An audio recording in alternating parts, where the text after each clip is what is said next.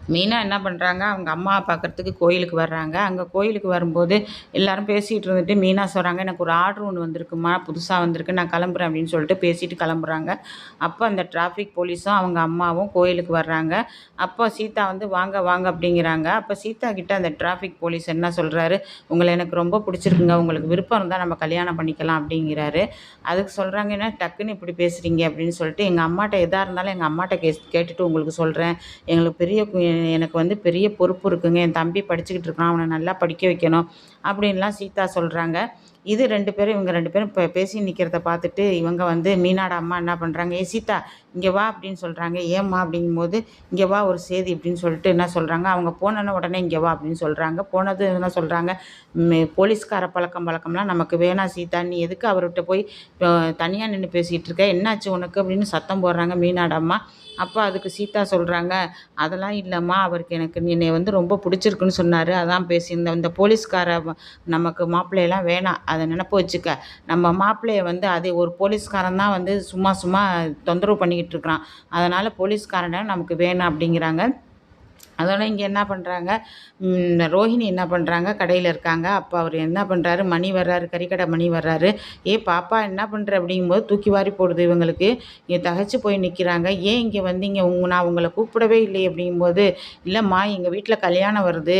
அதனால வந்து நெறையா சாமான் எடுக்கணும், பொருள் எடுக்கணும். அதனால வந்திருக்கேன். ஏசி வேணும், ஃப்ரிட்ஜ் வேணும், நெறையா இது வேணும்ப்பா, திங்ஸ் வேணும். அதுக்காக தான் வந்தேன். என்ன நம்ம பாப்பா கடை வச்சிருக்க, நம்ம பாப்பா கடையில வாங்கிக்கலான்னு வந்தா, நீ என்ன எதுக்கு வந்த? என்னாத்துக்கு வந்தேன்னு கேட்குற?" அப்படிங்கும்போது, "இல்ல, இல்ல நீங்க வேற எதுவும் செய்தியா வந்தீங்களாக்குன்னு நெனச்சேன். ஏன்னா முத்து, எங்க மாமா, மனோஜ் வேற வந்துருவாரு. அதனால தான் கேட்டேன்" அப்படிங்கும்போது, "இல்ல, இல்ல அதுக்கு தான் ஹெல்மெட் கையிலேயே வச்சிருக்கேன் பாரு" அப்படின்னு பேசிக்கிட்டே இருக்கும்போது, அங்க வந்து முத்துவும், அண்ணாமலையும் வர்றாங்க. இத பார்த்துட்டு உடனே என்ன பண்றாங்க, "இங்க அந்த குடோன்ல போய் ஒளிஞ்சுக்குங்க" அப்படிங்கிறாங்க. அவர் கையில இருந்த ஹெல்மெட்ட காமிச்சு, "இந்த தான் ஹெல்மெட் வச்சிருக்கேன்ல பாப்பா, இத போட்டுக்கிறேன்" அப்படின்ட்டு போட்டுக்கிட்டு நிக்கிறாரு. இத பார்த்துட்டு முத்து என்ன பண்றாரு, "என்ன இது புதுசா இருக்கு? ஹெல்மெட் போட்டு கடையில நிக்கிறாரு முத்து. அவரு வந்து பொருள் பார்க்க வந்தவரு முத்து. நீங்க என்ன எதா நெனச்சுக்கிட்டீங்க?" அப்படிங்கும்போது, "பொருள் பார்க்க வந்தவரு. ஏன் கடை உள்ளார வந்து மழை பெய்யுதா? ஏன் கடை உள்ளார வந்து ஹெல்மெட் போட்டுக்கிட்டு நிக்கிறாரு? அவரு முகத்துல ஏதோ காயப்பட்டுருக்காம். அதனால வந்து வெளியில தெரியக்கூடாதுன்ட்டு ஹெல்மெட் போட்டிருக்கிறாரு" அப்படின்னு சொல்றாரு. எனக்கு ஏதோ புரியலையே. இது என்ன இந்த பார்லர் அம்மா சொல்றத பார்த்தா என்னமோ மாதிரில இருக்கு. இது சரியில்லையே அப்படின்னு மனசுக்குள்ள நெனைக்கிறாரு. ஆனா காமிச்சுக்காம வெளிய வர்றாரு. வெளிய வந்து என்ன பண்றாரு, இது யாருன்னு கண்டுபிடிக்கணும் அப்படின்னு நினச்சுக்கிட்டு, அங்க சிசிடிவி கேமரா இருக்கான்னு பார்த்துக்கிறாரு. பார்த்துக்கிட்டு என்ன பண்றாரு, சரி போயிட்டு போய் வாங்கப்பா போகலாம் அப்படின்னு சொல்லிட்டு போறாங்க. போகையில என்ன பண்றாங்க, இங்க மனோஜ் என்ன பண்றாரு, இது ம ஒரு கடைக்கு போறாரு. ஒரு கடைக்கு போயிட்டு பொருள் வாங்கிட்டு நிக்கும்போது, அங்க வந்து அந்த 30,00,000 ஏமாத்துன அந்த கதிர பார்த்துடுறாரு. "ஏய் ஏய் கதிர் கதிர்ன்னு கூப்பிட்டுக்கிட்டு ஓடிக்கிட்டே இருக்கும்போது, எய்த்தாப்புல இந்த டாடா ஏசி வந்து அவர அடிச்சிருது. கார் வந்து ஆக்சிடென்ட் ஆயிடுறாரு. அப்ப அவருக்கு கண்ணு போயிடுது. அதுல வந்து கண்ணு போனவுனே, இங்க வந்து ரோஹிணி என்ன பண்றாங்க, விஜயாக்கு ஃபோன் பண்ணி, "ஆன்ட்டி இந்த மாரி ஆயிடுச்சு" அப்படின்னு சொல்றாங்க. "என்னம்மா சொல்ற ரோஹிணி?" அப்படிங்கும்போது, "ஆமா ஆன்ட்டி நெறையா செலவாகும்னு வேற சொல்றாங்க. என்கிட்டயும் பணம் இல்ல ஆன்ட்டி. என்ன பண்றதுன்னே தெரியல" அப்படிங்கும்போது திகைச்சு போய் நிக்குது. அப்ப அண்ணாமலை கிட்ட எல்லா விஷயத்தையும் விஜயா சொல்றாங்க.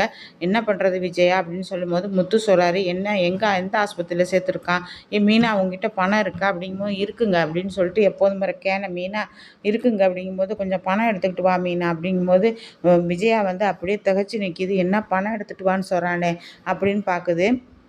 இங்க ஆஸ்பத்திரிக்கு எல்லாரும் ஓடி வரும்போது, அவருக்கு என்ன சொல்றாங்க, டாக்டர் சொல்றாரு, "இனிமே அவருக்கு கண் பார்வை வராதுங்கிறாங்க." அப்போ இதுங்கும்போது, "அதெல்லாம் இல்ல வந்துரும்" அப்படின்னு சொல்லிட்டு விஜயா சொல்றாங்க. "என் பையனுக்கு பழையபடி கண் பார்வை வந்துரும். எவ்வளவு செலவானாலும் பரவால்ல. என் பிள்ளைக்கு வந்து கண் பார்வை வரணுங்கும்போது" அதுக்கு டாக்டர் சொல்றாரு, "நெறையா செலவாகும்மா" அப்படிங்கும்போது, உடனே விஜயா சொல்றாங்க, "என் மருமக கோடீஸ்வரிங்க. பெரிய கோடீஸ்வரி. அவங்க அப்பா 40,00,00,000 50,00,00,000 பணம் வச்சிருக்கிறாரு. இத வந்து பண்ணாமயா விடுவா? அவ ஆப்ரேஷன் பண்ணாமயா விட்டுருவா?" அப்படின்னு வந்து அவங்க சொல்றாங்க. விஜயா வந்து யார்கிட்ட சொல்றாங்க, டாக்டர் கிட்ட. உடனே விஜயா சொல்றாங்க, "உங்க மாமாக்கு ஃபோன் அடிப்பா. ஃபோன் அடிச்சு உடனே பணம் கேளு. இந்த மாரி இவ்வளவு தொகையா இருக்கு" அப்படின்னு சொல்லி. அப்பவும் ரோஹிணி என்ன பண்றாங்க, "மாமா எங்க இருக்கிறாருன்னே தெரியாது ஆன்ட்டி" அப்படிங்கிறாங்க. "என்ன ரோஹிணி எப்ப பார்த்தாலும் வந்து இதையே சொல்ற? உயிர் போற கட்டத்துல என் புள்ள இருக்கிறான். நீ என்னடா இதையே சொல்றியே? மாமா எங்க இருக்கிறாருன்னு தெரியாதுங்கிற.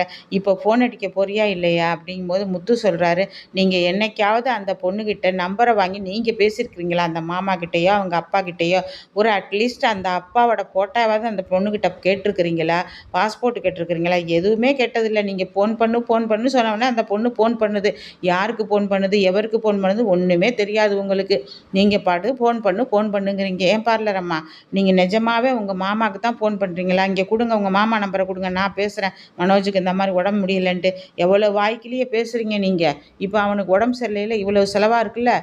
நீங்கள் தான் பெரிய கோடீஸ்வரிங்கிறாங்கல்ல எங்கள் அம்மா. இந்த நிலமையில கூட அவங்க மாமா உதவி செய்யாமல் இருப்பார் அப்படின்னு முத்து கேட்கவும் அப்படியே நிற்கிது ரோஹிணி. என்ன ரோஹிணி, அவன் கேட்குறது கரெக்டு தானே, ஏன் இப்படி நிற்கிற அப்படிங்கும்போது, இல்லை ஆண்டி நான் அந்த ஃபோன் பண்ணுறேன் அப்படிங்கிறாங்க.